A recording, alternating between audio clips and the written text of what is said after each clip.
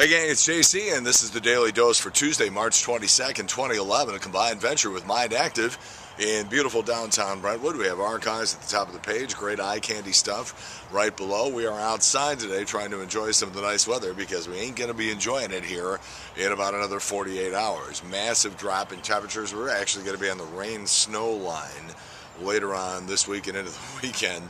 So we just hope that things warm up for next week when it is opening day, Thursday, March 31st. Trish and I are going to be at Hooters. And, you know, a lot of radio stations and various other organizations have big opening day pep rallies downtown. And I got news for you.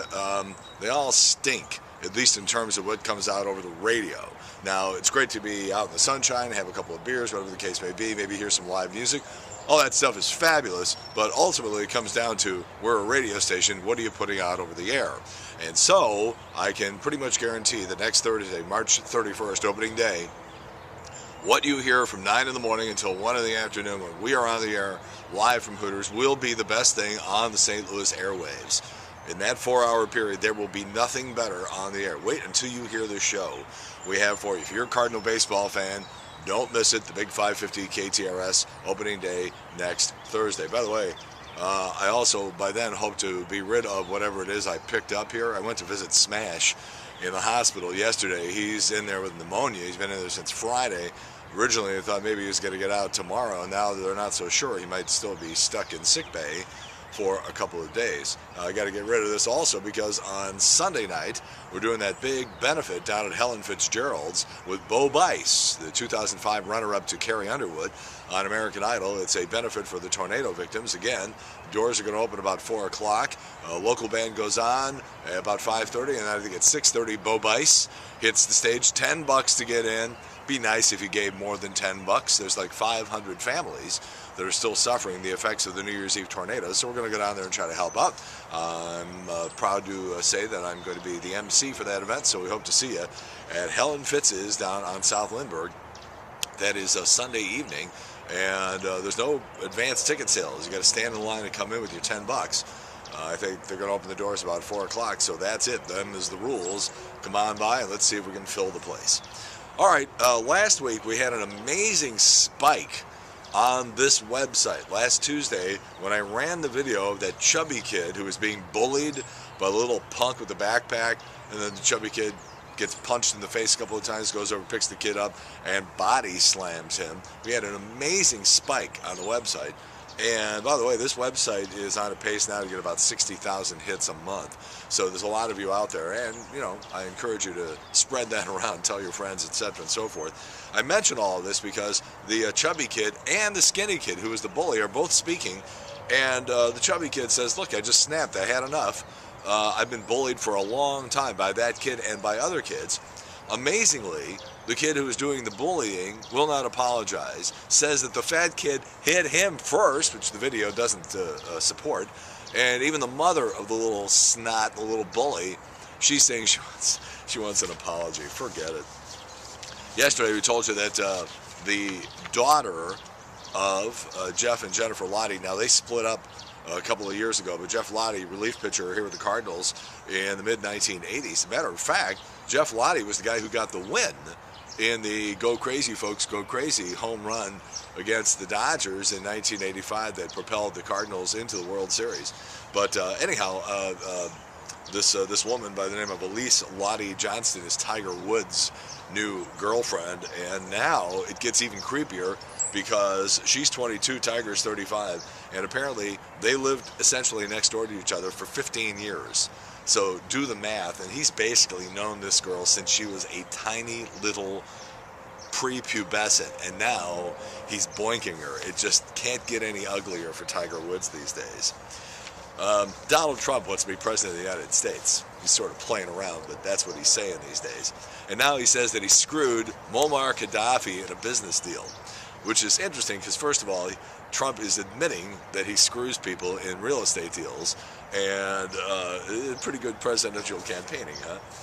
Evan Rachel Wood had to do a nude scene for the upcoming HBO miniseries called Mildred Pierce, and she was very nervous about it, but her co-stars Kate Winslet who has quit the grinning and dropped the linen in so many movies it's not even funny. And she says, just get yourself a merkin and don't worry about it. And here's where, some of you may know what this means, but the majority, I'm sure you don't know what it is. A merkin basically is a pubic wig.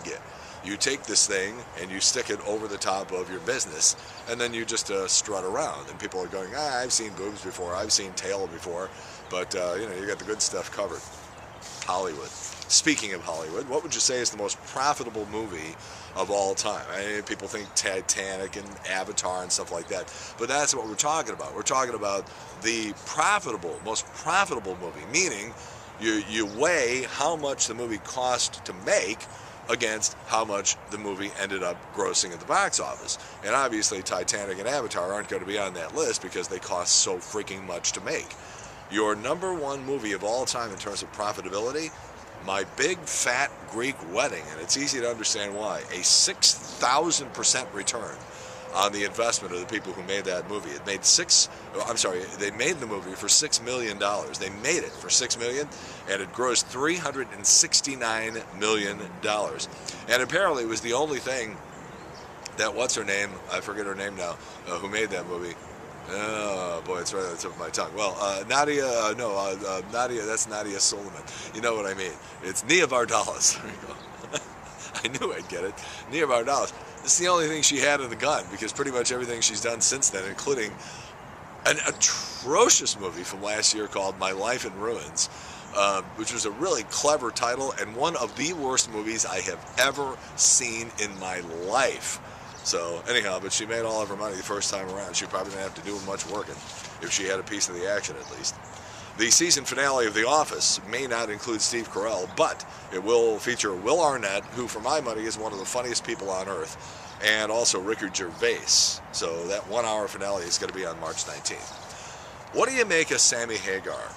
Do you think he's nuts, or do you think he's just trying to sell books? Or do you think it's possible that I'm sure there's people watching this right now who do believe that on a regular basis there are people abducted by aliens. But that's what Sammy is saying. He's talking about it was a download situation.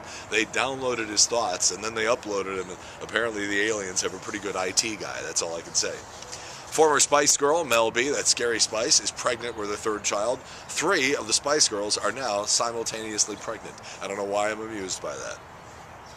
HBO is developing a miniseries about former Vice President Dick Cheney. No word on casting, but I'm sure there's lots of Hollywood actors who are practicing their sneer as we speak. There's a new study out about pay raises and pay cuts at work, and it's pretty interesting actually, because it's about human nature more than anything. The study found that getting a raise doesn't really make you work any harder, but getting a pay cut actually makes people just start slacking off big time. Might want to take that into consideration. According to a new study, Amazon.com is now the #1 brand in the world. It has the best balance of being solid and reputable, and also being a place to find the best values and prices. Worldwide, top 10, Colgate, Nokia, and by the way, it's Nokia, not Nokia. Nokia, Pampers, Visa, Coca-Cola, Microsoft, McDonald's, Nescafe, and a European supermarket chain that you've never heard of. Amazon was also #1 in the United States. The rest of the list is a little different. Amazon, Crest, Coca-Cola, Folgers, Bud Light, Walmart, Microsoft, Colgate, Dell, and HP. Interesting that Apple is not on there. Someone get out the smallest violin in the world. The NFL lockout means that the Packers can't get their Super Bowl rings because they are legally restricted from organizing as a group, so they can't get together and pick out a ring design. All right, new on video today, The Tourist with Johnny Depp, and one of the worst movies I've seen. I told you about that Nia Vardalos movie, but this one is probably my early pick for worst movie. Actually, you know what? No, it came out late last year. That's right. No, it didn't. It came out this year. And my mind's playing tricks on me now. I got that Nia Vardalos movie mixed up. Let's put it this way. The movie stinks, and it comes out on home video today. And you would think, with a cast like Reese Witherspoon, Owen Wilson, Paul Rudd, and Jack Nicholson, that this would be a movie that you would want to see because of the cast. The movie is called How Do You Know? And it is the worst movie.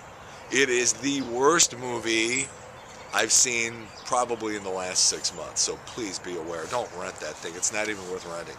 All right, birthdays today. We say happy 59th to Bob Costas, who has been nothing but the greatest guy in the world in the St. Louis area, and tremendously helpful and understanding and patient with yours truly. Happy birthday to Big Bob. All right, JC's Eye Candy today.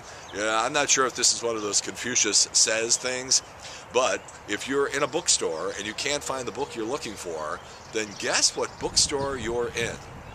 Can't tell you anything more than that, but just take a look at it. It's right below what you're looking at right now on Eye Candy. All right, so again, opening day, Thursday, March 31st, down at Hooters at 7th and Chestnut. And this Sunday night, I'll be emceeing the Tornado Assistance fundraiser thing for the people in Sunset Hills down at Helen Fitzgerald's with Bo Bice from American Idol.